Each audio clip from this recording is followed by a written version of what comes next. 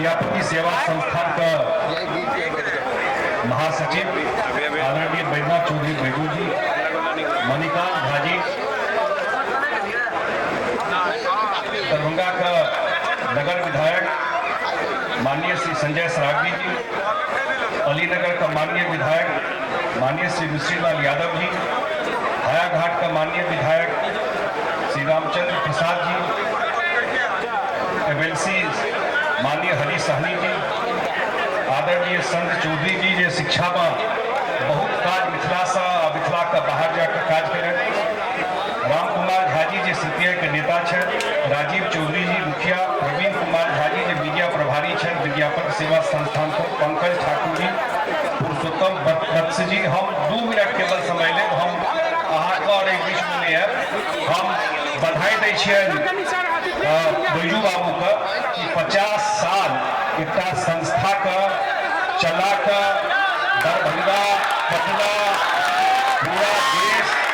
में जाकर विद्यापति का बात, विद्यापति का भावना मिथिला समाज का जोड़ कर रखने एक पूरा का पूरा जीवन अपन लगा दिलखिन संस्था के बढ़वे। आई तो बहुत किछु देखा पड़े छे। हम आंदोलन सेहो देखने छियन दिल्ली में मैथिली कस्टम सूची के लऽ और जे पूरा एतेक लोग मैथिली बाहरो छै हुनको सबके एक प्लेटफॉर्म पर जोड़ के रखने 50 साल पूरा भ रहल छै। पूरा विद्यापति सेवा संस्थान के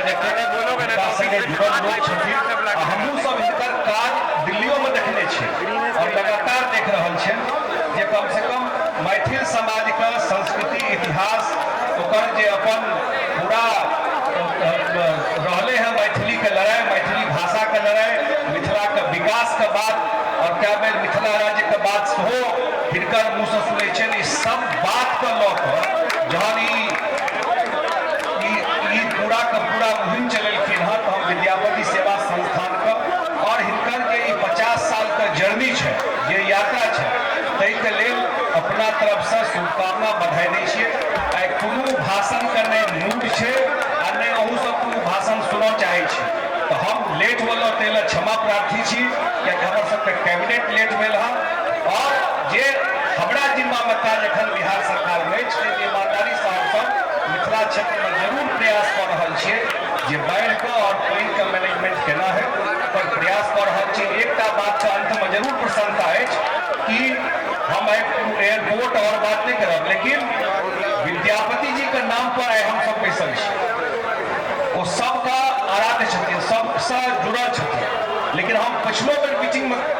कार्यक्रम में कहने रही विद्यापति के नाम पर पूरा मिथिला में कोनो संस्था हो से हमरा सबके नजर में कोनो यूनिवर्सिटी बड़का कॉलेज कोनो चीज से हमरा सबके नजर में आइ तक नहीं है। लेकिन आप ये दरभंगा में एयरपोर्ट है से बिहार सरकार के तरफ से दुनू हाउस असेंबली और काउंसिल दुनू मिलकर विद्यापति जी के नाम पर